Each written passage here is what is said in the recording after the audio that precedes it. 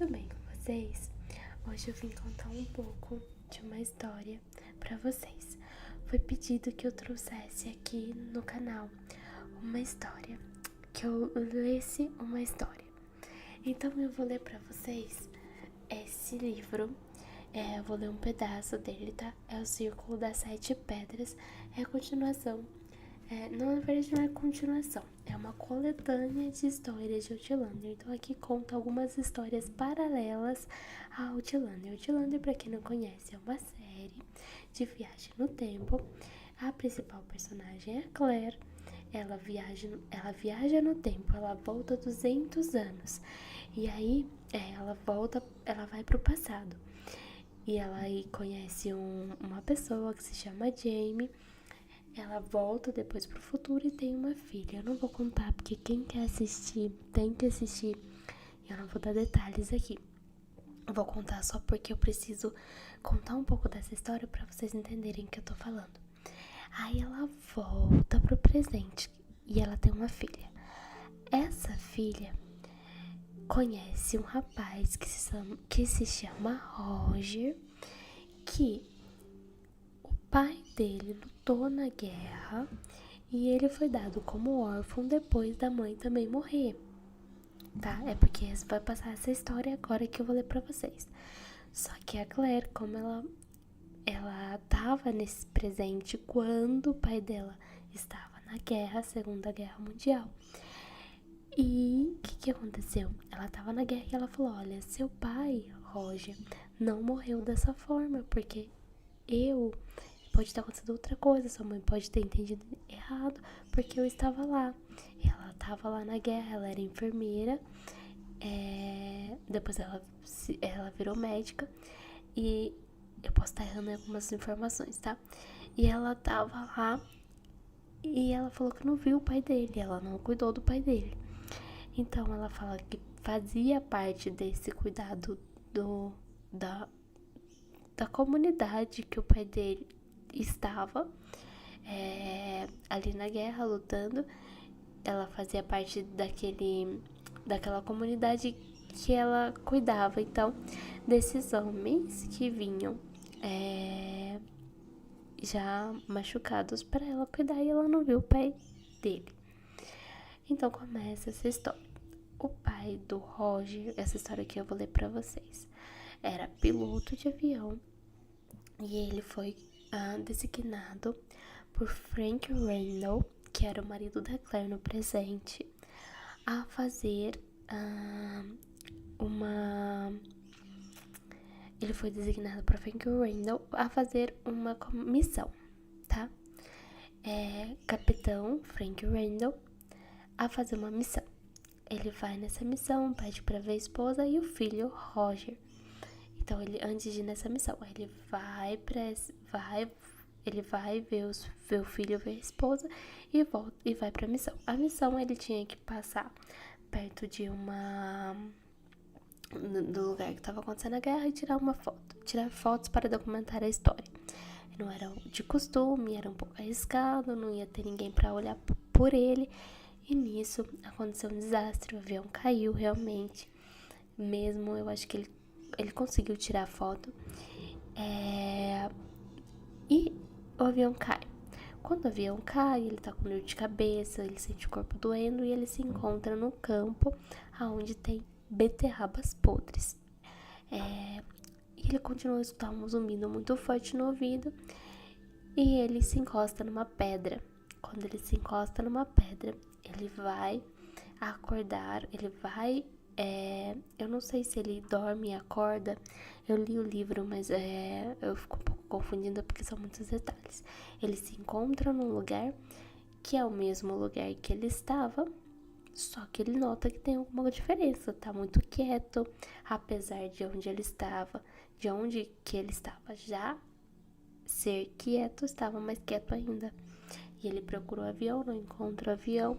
Então ele caminha até um certo lago que ele acha que o avião pode estar lá.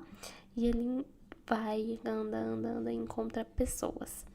Essas pessoas, ele chega falando para as pessoas que ele era piloto, que aconteceu um acidente, que ele precisava de ajuda. E 3 homens vêm e bate nele e joga ele num lugar. Então volta pra mulher dele no presente. Então, entenderam? Ele fez uma viagem no tempo. Ele encontrou essas pedras, que o Outlander é as pedras que faz com que as pessoas viajem no tempo. Então, ele encontra essas pedras, viaja no tempo, sem perceber, sem saber onde estava, e é encontrado por esses homens. E a mulher dele está no presente, recebendo então a notícia de que ele não foi encontrado. Ela entendeu que ele já estava morto, certo? E Roger era pequeno nessa época, tá? Eu vou ler pra vocês a continuação.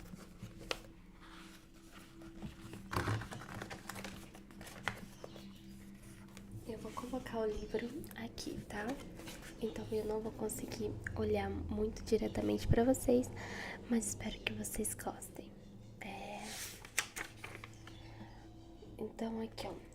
Viu vagamente que Roger tinha se encolhido todo e estava agarrado à perna do capitão. Isso, o capitão estava na casa deles, tá? E o Roger, menininho, estava agarrado ao capitão, pois a mãe estava gritando, porque ela estava muito brava com Randall. Randall passou o braço em volta do menino, como se quisesse protegê-lo da ira da mãe. Com esforço, ela se obrigou a parar de gritar. Para o próprio horror, sentiu lágrimas começarem a escorrer pelo rosto. E agora, o senhor vem aqui me trazer para mim? Margie, a mãe se aproximou dela com seu corpo cálido, macio e reconfortante, vestido com velho gasto avental. Empurrou um pano de prato para as mãos de Marjorie, então se moveu entre a filha e o inimigo, sólida como um encouraçado.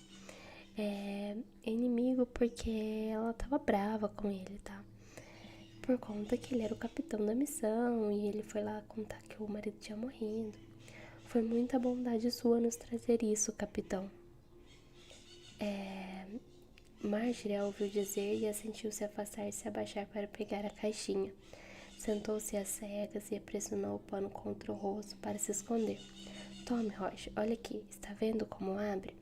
Viu que bonita? Isto aqui se chama... Como é mesmo que o senhor disse que se chama, capitão? Ah, sim, uma condecoração. É isso mesmo. Você consegue dizer medalha, Roger? Medalha. É a medalha do seu pai. Roger não disse nada, devia estar morto de medo, pobrezinho. Marge precisava se controlar, mas já tinha ido longe demais. Não conseguia parar. Ele chorou quando foi embora. Não queria ir. Seus ombros se sacudiram com um soluço inesperado e convulso, e ela pressionou o pano com força nos olhos, enquanto sussurrava para si mesmo. Você disse que iria voltar, Jerry. Você disse que iria voltar. Ficou escondida atrás da fortaleza do pano enquanto uma nova oferta de chá era feita e, para sua vaga surpresa, aceita. Pensava que o capitão Randall fosse agarrar a oportunidade para ir embora também. Mas ele ficou ali, conversando calmamente com sua mãe, falando devagar com Roger, enquanto a mulher ia buscar o chá, ignorando por completo aquela sua cena constrangedora, mantendo uma presença tranquila e afável na sala desenchabida. O chacoalhar e a movimentação da bandeja de chá ao chegar lhe deram a chance de baixar sua fachada de pano e ela docilmente aceitou uma torrada coberta por uma finíssima camada de margarina. E ela docilmente aceitou uma torrada coberta por finíssima margarina e uma deliciosa colhedora da geleia de morango. Isso, pronto, falou a mãe, observando-a com ar de aprovação. Você não deve ter comido nada desde o café da manhã. Vou vir daqui, tá? Você não deve ter comido nada desde o café da manhã. Desse jeito, qualquer um fica enjoado. Marjorie lançou um olhar para a mãe, mas era verdade. Não tinha comido nada no almoço porque Macy estava de folga por causa de problemas de mulher. Mal que afligia mais ou menos a cada 2 semanas. Ela tivera que passar o dia inteiro cuidando da loja. A conversa fluía descontraída à sua volta, um riacho sereno a correr por um rochedo imóvel. Até mesmo Roger relaxou quando a geleia apareceu. Nunca tinha provado aquilo antes e cheirou com curiosidade, deu uma lambida cautelosa e então uma mordida enorme que deixou seu nariz sujo de vermelho e seus olhos de verde musgo, arregalados de assombro e deleite. A pequena caixa agora estava aberta sobre a mesa de borda dentada, mas ninguém falava nela nem olhava naquela direção. Após um intervalo decente, o Capitão Randall se levantou para ir embora. Ao se despedir, entregou a Roger uma moeda reluzente de 6 pence, sentindo que era o mínimo que podia fazer. Marjorie se levantou para acompanhá-lo até a porta. Suas meias escorregaram pelas pernas abaixo e ela as chutou longe com desprezo e foi até a porta com as pernas descobertas. Ouviu a mãe dar um suspiro atrás dela. Obrigada, falou ao abrir a porta para o capitão. Eu fico grata ao senhor. Para sua surpresa, ele a deteve. Eu não tenho nenhum direito especial de dizer isso à senhora. Mesmo assim vou dizer, falou em voz baixa. A senhora tem razão, nem todos eles são corajosos. Na maior parte do tempo, a maioria simplesmente estamos ali e fazemos o melhor que podemos. Arrematou ele, e o canto da sua boca se ergueu de leve, embora ela não conseguisse dizer se era de bom humor ou de amargura. Mas ao seu marido. Ele fechou os olhos por alguns instantes e retomou. Os mais corajosos certamente são aqueles que têm a visão mais clara do que está na sua frente, tanto a glória quanto o perigo, e vão ao seu encontro mesmo assim. Seu marido fez isso todos os dias e durante muito tempo. Mas vocês o mandaram, disse ela, com a voz tão baixa quanto a dele. Mandaram, sim. O sorriso dele foi desanimado. Eu fiz isso todos os dias durante muito tempo. A porta se fechou sem ruído depois que ele saiu e ela ficou ali parada, se balançando de leve, com os olhos fechados, sentindo o ar passar por baixo da porta e esfriar seus pés descalços. O outono já ia bem adiantado e já começava a escurecer lá fora, apesar de mal ter passado da hora do chá. Eu também tenho feito o que faço todos os dias há muito tempo, pensou, só que ninguém chama de coragem quando você não tem escolha. Sua mãe se movia pelo apartamento e resmungava consigo mesma enquanto fechava as cortinas, ou nem tanto consigo mesma.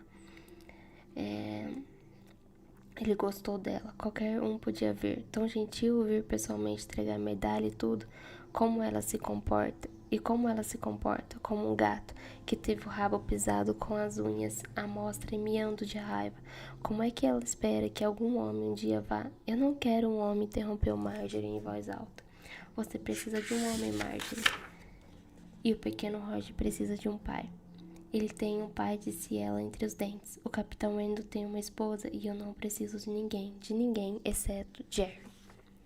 O cheiro o fez lamber os beiços. Northumbria. O cheiro o fez lamber os beiços, massa quente, fumegante, carne suculenta. Havia uma fileira de pequenos e gordos pastéis dispostos sobre o peitoril coberto por um pano limpo para protegê-lo de passarinhos e mais visíveis através do tecido, cheios e arredondados, com uma ou outra gotinha de molho ao manchar o pano. Sua boca aguou tanto que as glândulas salivares doeram e ele teve que massagear a parte inferior do maxilar para aliviar a dor. Era a primeira casa que via em 2 dias após sair da ravina. Tinha se afastado bastante do castelo de Milha e acabara indo parar num grupo de chalés onde as pessoas não eram nem de perto mais compreensíveis, mas ao menos lhe deram um pouco de comida. Isso havia durante um tempinho. Desde então ele vinha sobrevivendo daquilo que conseguia colher nas sebes e de uma ou outra horta que encontrava. Tinha topado com uma outra aldeia, mas as pessoas de lá o enxotaram.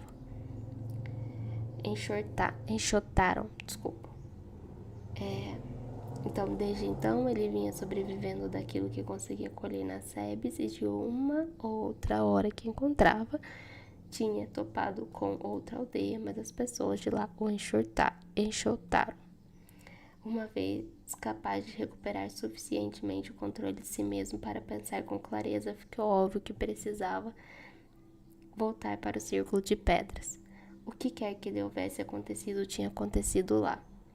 E se ele de fato estivesse em algum lugar do passado e por mais que tentasse encontrar alguma outra explicação, não lhe ocorrera nenhuma. Então, a única chance de voltar para sua época parecia estar lá também. Tinha se afastado bastante da trilha de animais atrás de comida. No entanto, e como as poucas pessoas com que cruzara não o compreendiam mais do que ele as compreendia, tiveram alguma dificuldade para achar o caminho de volta até a muralha. Agora pensava estar bem perto. A paisagem acidentada estava começando a parecer familiar, embora isso talvez fosse apenas uma ilusão. Tudo o que mais havia perdido importância, porém, quando ele sentiu o cheiro de comida. Rodeou a casa a uma distância cautelosa enquanto avaliava se havia algum cachorro. Nenhum à vista. Ótimo. Optou por uma aproximação lateral fora da linha de visão de qualquer uma das poucas janelas. Correu depressa do arbusto ao arado, do arado até a pilha de lixo, da pilha de lixo até a casa. E se colou à parede de pedra ofegante. Apenas sentia aquele delicioso cheiro salgado. Caramba!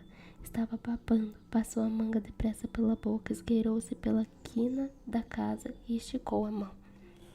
Na verdade, a casa tinha sim um cachorro que estava acompanhando o dono, ausente no celeiro. Quando ambos voltaram inesperadamente, o cão deu um alarme de modo adequado, alertado quanto às atividades criminosas na sua propriedade. Ao cambalear de volta para junto do muro da casa, ele teve apenas percepção suficiente para reparar que a esposa agora, debruçada pela janela e gritando feito o trem expresso de Glasgow, havia derrubado um dos pastéis no chão, onde o cachorro devorava, exibindo uma expressão de inocência e virtude recompensada que Jerry achou realmente ofensiva. Então o dono da fazenda tornou-lhe a bater e ele parou de se sentir ofendido. Era um curral.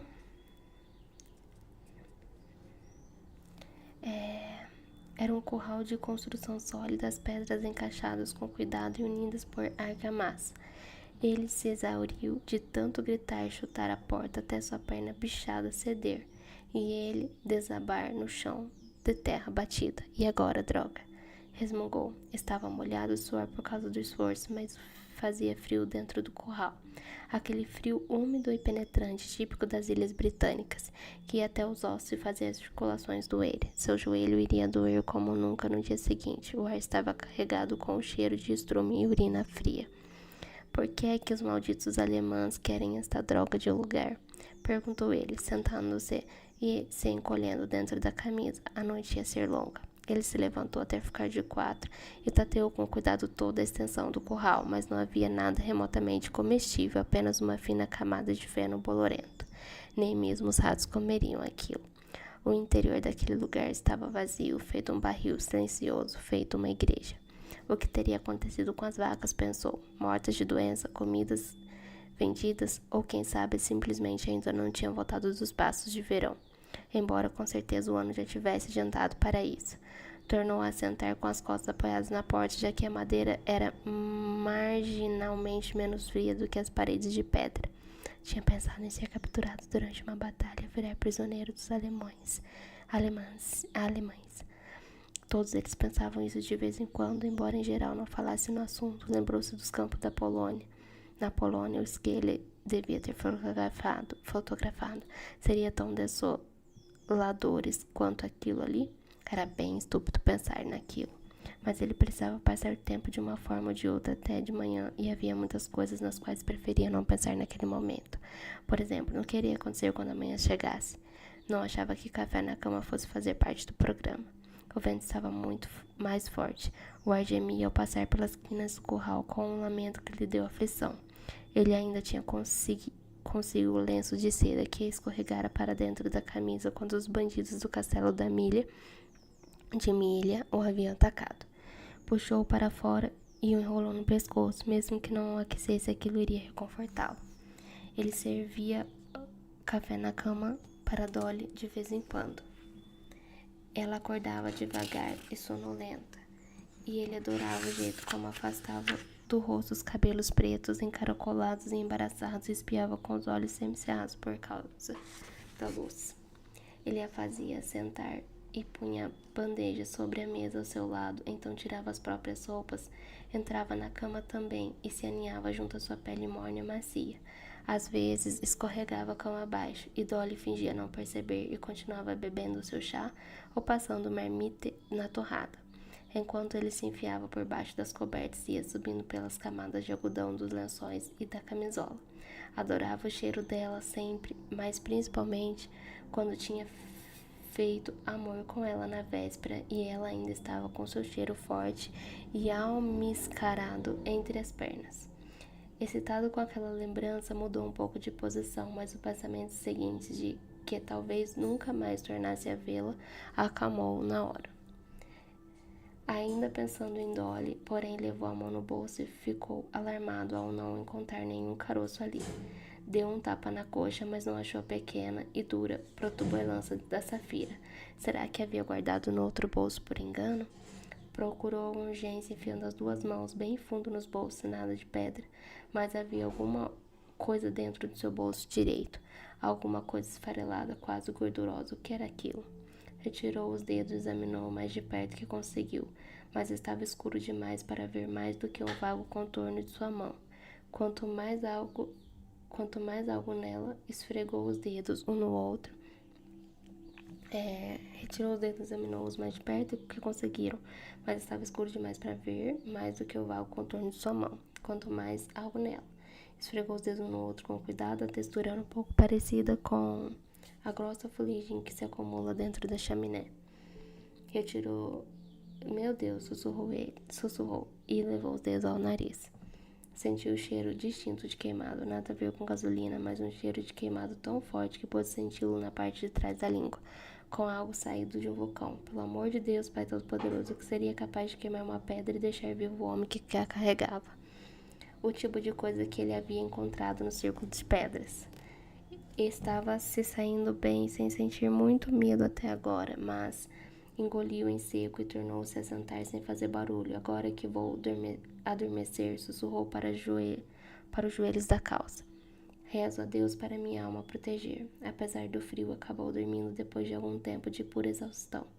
Estava sonhando com o pequeno Roger, que por algum motivo era agora um homem feito, mas ainda segurava seu diminuto urso azul minúsculo dentro da mão larga. Seu filho falava com ele em gaélico e dizia algo urgente que ele não conseguia entender. E ele estava começando a ficar frustrado, dizendo e repetindo para que Roger, pelo amor de Deus, falasse inglês, por favor. Então escutou travado através da névoa do sono e se deu conta de que alguém de fato estava falando em algum lugar perto dali. Acordou sobressalto, esforçou-se para entender o que estava sendo dito, mas fracassou. Levou vários segundos para perceber que, fosse que fossem, as vozes na verdade estavam conversando em gaélico. Ele só arranhava o idioma. Sua mãe falava, mas antes de completar o pensamento já estava se mexendo, apavorado ao pensar que a ajuda potencial pudesse ir embora. Antes de completar o pensamento já estava se mexendo, apavorado ao pensar que a ajuda potencial pudesse ir embora. Ele, ei, gritou, levantando-se de maneira trabalhada ou tentando se levantar.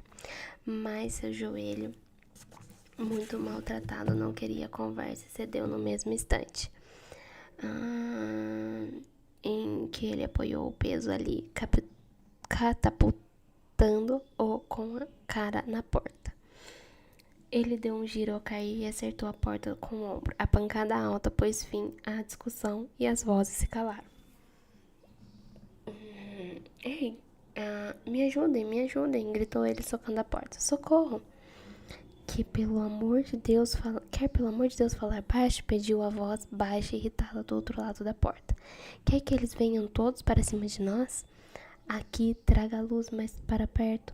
Essa última frase pareceu dirigida ao companheiro da voz, pois uma débil claridade surgiu pela fresta interior da porta. Houve um ruído de algo se arrastando quando a tranca foi aberta, e um leve grunhido quando a tranca foi encostada na parede.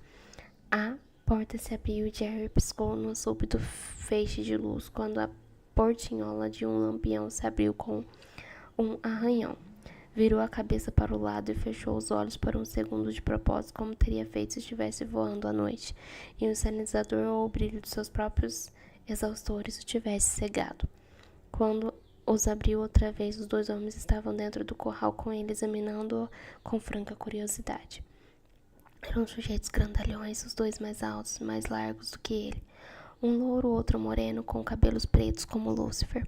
Não se pareciam muito, mas ele teve a sensação de que talvez fossem parentes. Um vislumbre efêmero de ossatura, talvez uma semelhança na expressão. "Qual é o seu nome, amigo?" perguntou o moreno em voz baixa. Jerry sentiu a desconfiança beliscá-lo na nuca no mesmo tempo que uma animação se resolvia no fundo do estômago.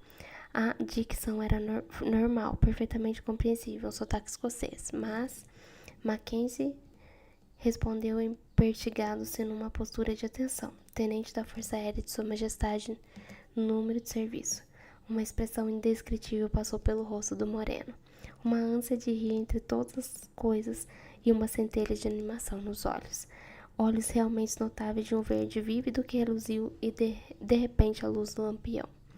Nada disso era relevante para Jerry. O importante é que o homem obviamente sabia. Ele sabia. "Quem são vocês?" perguntou com urgência. "De onde vieram?" Os 2 trocaram um olhar inescrutável e quem respondeu foi o outro. "De Inverness." "Ah, vocês entenderam?" Ele inspirou fundo. "De quando?" Os 2 desconhecidos tinham mais ou menos a mesma idade, mas o louro levara uma vida mais dura, seu rosto era profundamente marcado e enrugado. "De muito longe de você," respondeu ele baixinho, apesar do próprio nervosismo. Jerry detectou o viés de consternação em sua voz. "De agora, perdidos, perdidos. Ai, meu Deus, mesmo assim. Meu Deus, e onde nós estamos agora? Quando... Na Nortúmbia," foi a breve resposta do moreno. "Só não tenho certeza de quando. Olha aqui, não temos tempo se alguém nos escutar." Está bem, vamos então." O ar do lado de fora estava maravilhoso depois do cheiro do curral frio e tomado de urze seca e terra revirada. Ele pensou que podia até sentir o cheiro da lua ou uma débil foice esverdeada do horizonte. Pensar nisso o fez sentir o gosto de queijo e ele salivou, enxugou o filete de saliva e seguiu apressado atrás de seus salvadores, mancando-os mais depressa que conseguia. O ar do lado de fora estava A casa da fazenda estava escura, um borrão ataracado e preto na paisagem. O moreno segurou pelo braço quando ele estava prestes a passar por ela. Lambeu rapidamente um dedo e o ergueu para testar o vento. Os cachorros explicou, num sussurro, "por aqui." Eles deram a volta na casa a uma distância cautelosa e se viram caminhando aos tropeços por um campo arado. Torrões de terra estouravam sob as botas de Jerry conforme ele se apressava para acompanhá-los, cambaleando sobre o joelho ruim a cada passo. "Para onde estamos indo?" perguntou arfando, quando julgou seguro falar. "Vamos levar você de volta às pedras, perto do lago," disse o moreno tenso. "Deve ter sido por lá que você chegou." O louro só fez dar um muxoxo, como se a ideia não houvesse sido sua, mas não se opôs. A esperança se acendeu dentro de Jerry qual uma fogueira. Eles sabiam que eram as pedras, como elas funcionavam, e ele mostrar como voltar. Como vocês me acharam?" Ele mal conseguia respirar de tão depressa que andava, mas precisava saber. O lampião estava fechado, ele não conseguia ver o rosto deles, mas o moreno produziu um ruído abafado que poderia ter sido risada. "Encontrei uma velha usando as suas plaquinhas de identificação. Ela estava muito orgulhosa." "Você está com elas?" perguntou Jerry no arquejo. "Não, ela não quis me dar." Quem havia respondido fora o louro no tom de quem definitivamente acha graça, mas contou onde a tinha encontrado, e nós seguimos o seu rastro. Ao contrário. "Ei!" Ele segurou Jerry pelo cotovelo bem na hora que seu pé torceu sob o peso de seu corpo. O barulho de cachorro latindo rasgou a noite. Um pouco distante, mas nítido, a mão do louro apertou seu braço. Jerry sentia... Vamos lá, prece! Jerry sentiu uma pontada de dor no flanco e seu joelho praticamente não servia para mais nada quando o pequeno grupo de pedras surgiu. Um agrupamento descorado ao luar minguante. Mesmo assim, espantou-se ao ver como as pedras ficavam perto da fazenda. Devia ter dado mais voltas do que pensava nas suas andanças. Certo, disse o moreno, detendo-se de forma abrupta. É aqui que nós vamos deixar você. Ah, é? Rebateu Jerry ofegante. Mas vocês... Quando você atravessou, estava carregando alguma coisa, uma pedra preciosa, alguma joia? Estava, respondeu Jerry estupefato. Eu estava com uma safira bruta no bolso. Mas ela sumiu, como se tivesse pegado fogo. Concluiu o louro por ele com uma voz sombria. Pois é, bom. E aí? Essa última pergunta foi dirigida ao moreno que hesitou.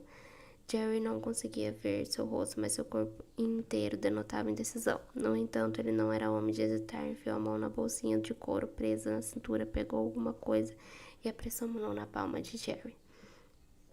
O objeto estava levemente aquecido pelo corpo do outro homem e era duro dentro de sua mão.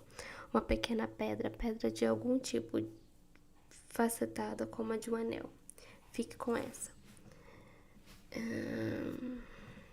É das boas. Quando você atravessar, pense na sua mulher em Marjorie. O homem moreno falava com urgência. Pense com força. Veja sua mulher na sua imaginação e atravesse direto. Faça o que tiver que fazer. No entanto, não pense no seu filho, apenas na sua mulher. O quê? Jerry estava embasbacado. Como você sabe o nome da minha mulher? E onde ouviu falar no meu filho? Não importa, respondeu o homem. Jerry viu-o movimentando quando ele virou a cabeça para olhar por cima do ombro. Droga, disse o louro baixinho. Eles estão chegando lá. Lá vem uma luz. Realmente havia uma luz levitando acima do chão, como faria se alguém a estivesse carregando. No entanto, por mais que olhasse, Jerry não conseguia ver ninguém atrás dela. E um calafrio violento o percorreu. Tasnangan, disse o outro homem entre os dentes. Essa palavra Jerry conhecia bem. Significa espírito. Em geral, um espírito com mais inclinações. Uma assombração. Pode ser, a voz do moreno soou calma, e pode ser que não. Afinal de contas, é quase Samyan. De toda forma, você precisa ir. Jerry engoliu em seco e fechou a mão com força ao redor da pedra. Tudo bem, então obrigado, acrescentou Canistro e ouviu um sopro de uma risada triste vindo de um homem moreno. Não se incomode, amigo, retrucou ele. E então os dois se foram, afastando-se pela campina revirada, duas formas pesadas sob o luar. Com o coração a ribombar nos ouvidos, Jerry se virou para as pedras. Elas tinham exatamente o mesmo aspecto de antes. Cadê? Vou pegar na mão pra mim ler, tá? Jerry se virou para as pedras, tinha o mesmo aspecto de antes. Era apenas pedras, mas o eco do que havia escutado ali. Engoliu em seco. Não tinha muita escolha, afinal. Dolly sussurrou, tentando invocar uma visão de sua mulher. Dolly, me ajude. Deu um passo hesitante em direção às pedras, outro mais um. Então quase arrancou a língua com uma mordida ao sentir a mão de alguém se abater sobre o seu ombro. Girou nos calcanhares com o punho erguido, mas a outra mão do homem moreno agarrou seu pulso. Eu te amo, disse o moreno com uma voz enfática. Então tornou a sumir junto com um tchuf-tchuf de volta sobre a grama seca, deixando Jerry com a boca escancarada. Ele capotou a voz dentro do outro homem na escuridão, irritada, meio achando graça. Ele falava de um jeito diferente do homem moreno, com um sotaque bem mais pronunciado, mas Jerry o compreendeu sem dificuldade. Por que falou para ele uma coisa idiota dessas? E a resposta do moreno branda, dita num tom que o aterrorizou mais do que qualquer coisa. Até então, porque ele não vai voltar. Foi a única chance que tive. Vamos. O dia estava raiando quando ele recobrou a consciência. O mundo estava em silêncio. Nenhum passarinho cantava e o ar estava gelado com o frio de novembro e do inverno que se aproximava. Quando ele conseguiu se levantar, ele foi olhar trêmulo feito um cordeiro que acaba de nascer. O avião não estava lá, mas ainda havia um sulco profundo na terra onde estivera. Só que a terra estava coberta por mato e plantas rasteiras, não apenas coberta e emaranhada, com caules mortos das plantas de anos anteriores. Se ele houvesse estado onde pensava ter estado, se tivesse mesmo voltado, então tinha ido para frente outra vez, mas não para o mesmo ponto de onde saíra. Quanto mais à frente, 1 ano, 2, sentou-se no mato exausto demais para continuar em pé. Tinha a sensação de ter caminhado cada segundo do tempo entre aquela época e a de agora. Tinha feito o que o desconhecido de olhos verdes dissera, concentrando-se com fervor em Dolly, mas não conseguiria evitar pensar no pequeno Roger, não por completo. Como poderia? A imagem vívida que tinha de Dolly era ela segurando o menino junto ao seio. Era isso que tinha visto. Mesmo assim, conseguiria atravessar o pensava ter conseguido, talvez.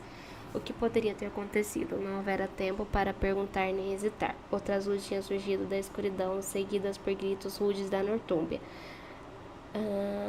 Ele havia se tirado no meio das pedras verticais e as coisas tinham ficado todas esquisitas outra vez, piores ainda. Torceu para que seus salvadores desconhecidos tivessem conseguido escapar. Perdidos, tinha dito o louro, e mesmo naquele instante a palavra transpassou Jerry, como um pedaço de metal afiado. Ele engoliu em seco. Não pensava estar onde estava antes, mas será que ainda estava perdido? Onde estaria agora? Ou melhor, quando? Passou um tempo parado, recuperando as forças. Em poucos minutos, porém, ouviu um som conhecido, o rugido grave de motores e o deslizar de pneus sobre o asfalto. Levantou-se e virou de costas para as pedras de frente para a estrada. Para variar, tive sorte, pensou com ironia. Um comboio de transporte de tropas ia passando e ele subiu sem dificuldade a bordo de um deles. Os soldados pareceram surpresos com sua aparência. Ele estava marfanhado e sujo, coberto de hematomas, com roupas rasgadas e uma barba de 15 dias por fazer. Imaginaram na hora que ele tinha estado na Snorbia e agora estava tentando voltar discretamente para sua base, sem ninguém notar.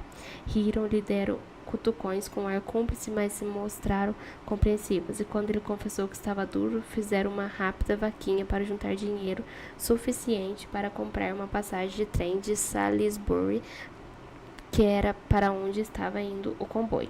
Ele deu o melhor de si para sorrir e participar das brincadeiras, mas em pouco tempo os outros se cansaram dele e se voltaram para as próprias conversas, e ele pôde ficar sentado no banco oscilando, sentindo o ronco dos motores nas pernas, cercado pela presença confortável de seus semelhantes. Ei, amigo, disse ele casual para o jovem soldado ao seu lado. Em que ano estamos? Um garoto de 17 anos o encarou com os olhos arregalados e deu uma gargalhada. O que você andou bebendo trouxe um pouco para a gente? Isso levou a mais piadas e ele não tentou perguntar outra vez. Tinha alguma importância? Não recordara quase nada da viagem de Salisbury até Londres. As pessoas olhavam para ele de um jeito estranho, mas ninguém tentou detê-lo. Pouco importava, nada era relevante a não ser chegar a Dolly. Todo o resto podia esperar. Londres foi um choque. O estrago das bombas estavam por toda parte. Ruas repletas com cacos de vidro das vitrines nas lojas reluzindo ao sol fraco. Outras interditadas por barreiras. Aqui e ali. Um aviso preto sucinto. Entrada proibida. Bomba não detonada. Ele saiu a St. Pancras a pé. O coração lhe subiu à garganta quase a ponto de fazê-lo sufocar quando viu o que tinha acontecido. Depois de algum tempo parou de ver os detalhes e passou a reparar nas crateras de bombas e nos destroços apenas como obstáculo ao seu avanço, coisas que o impediram de chegar em casa. Então chegou. O entulho foi empurrado para fora da rua numa pilha, mas não tinha sido levado embora. Grandes torrões enegrecidos de pedra e concreto estilhaçado jaziam como um monumento de pedra onde antes ficava a rua chamada Montrose Terrace. Todo o sangue do seu corpo parou de correr diante daquela visão. Ele esticou o braço e tateou às cegas em busca da balaustrada de ferro forjado para não cair mais. Ela não estava mais ali. Para não cair, mas ela não estava mais ali. É claro que não disse sua mente com bastante calma. Foi retirada por causa da guerra, não foi? Derretida, transformada em aviões, em bombas. Seu joelho cedeu sem avisar e ele caiu com força. Não sentiu o impacto, a dor de sua patela se esmagalhando foi vencida pela voz em sua cabeça. Tarde demais, você foi muito para frente. Sr. Mackenzie, ele piscou para aquele borrão acima dele sem entender de que se tratava. Algo puxou e ele inspirou. A lufada de ar que entrou em seus pulmões foi entrecortada e estranha. Sente-se, Sr. Mackenzie, sente-se. A voz ansiosa continuava ali, mãos continuavam a puxar seu braço e ele balançou a cabeça, fechou os olhos com força e os abriu outra vez. A coisa redonda se transformou no rosto de sabujo do velho Sr. Wandle, dono da loja da esquina. Ah, pronto, a voz do velho soou aliviada e as rugas de seu rosto murcho relaxaram seus vincos aflitos. Passou mal, foi?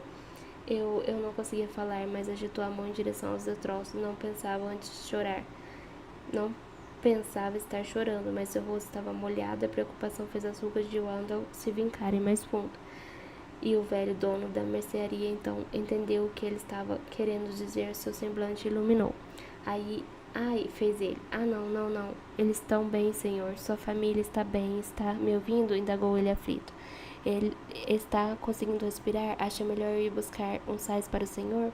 Jarvis tentou várias vezes antes de conseguir se levantar, atrapalhado tanto pelo joelho ruim quanto pelas tentativas canhestras do Sr. Wandle de ajudá-lo, mas quando conseguiu ficar de pé já tinha recuperado a fala. Onde? Arquejou. Onde eles estão? Ora, sua senhora pegou o menino e foi para a casa da mãe um pouco depois do senhor ir embora. Não lembro direito onde ela disse que o Sr. Wandle se virou e fez um gesto vago na direção do rio. Camberwell. É isso. Camberwell. Bethan Green. A mente de Jerry tinha retornado, embora a sensação ainda fosse de um seixo a rolar pela borda de algum abismo sem fundo em equilíbrio precário. Ele tentou limpar as próprias roupas, mas suas mãos tremiam. Ela mora em Bethan Green. O senhor tem certeza? Tenho sim. O dono da mercearia estava muito aliviado, sorria e sentia com tanta força que sua papada tremia.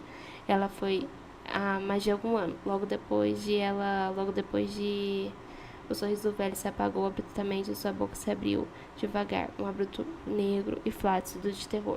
Mas o senhor está morto, Sr. Mackenzie, sussurrou ele e recuou com as mãos erguidas na frente do corpo. Ai, meu Deus, o senhor está morto. Morto? Porra nenhuma. Ele viu o rosto espantado de uma mulher e parou de forma abrupta, engolindo o ar, feito um peixe fora d'água. Vinha descendo a rua destruída, bombeando o ar, com os punhos fechados, mancando e cabaleando, resmungando entre os dentes. Aquele seu lema particular, como se fossem as Ave-Marias de um rosário. Talvez não tão entre os dentes quanto pensava. Parou-se e apoiou na fachada de mármore do Banco da Inglaterra. Ofegante, estava suando em bicas e as pernas direitas de sua calça estavam todas sujas de sangue seco por causa do tombo. Seu joelho latejava e mesmo o ritmo de seu coração, de seu rosto, de suas mãos e de seus pensamentos. Eles estão vivos? Eu também estou. A mulher que ele havia assustado andava mais adiante na rua falando com um policial. Ela se virou e apontou para ele. Na mesma hora ele se direitou e vertigou os ombros, contraiu o joelho e cerrou os dentes, forçando-o a suportar seu peso conforme descia a rua com o passo rígido de um soldado. A última coisa que queria agora é ser detido por embriaguez. Passou marchando pelo policial e meneou a cabeça com educação. O policial pareceu surpreso, fez menção de falar, mas não conseguiu decidir o que dizer. Segundo depois, Jared já tinha virado a esquina e se afastado. Bom, é isso. Espero que vocês tenham gostado. Espero que vocês tenham dormido ou relaxado. Um grande beijo. Não deixe de se inscrever, de deixar seu like, é muito importante para mim. Faça isso se você gostou desse vídeo. Um beijo.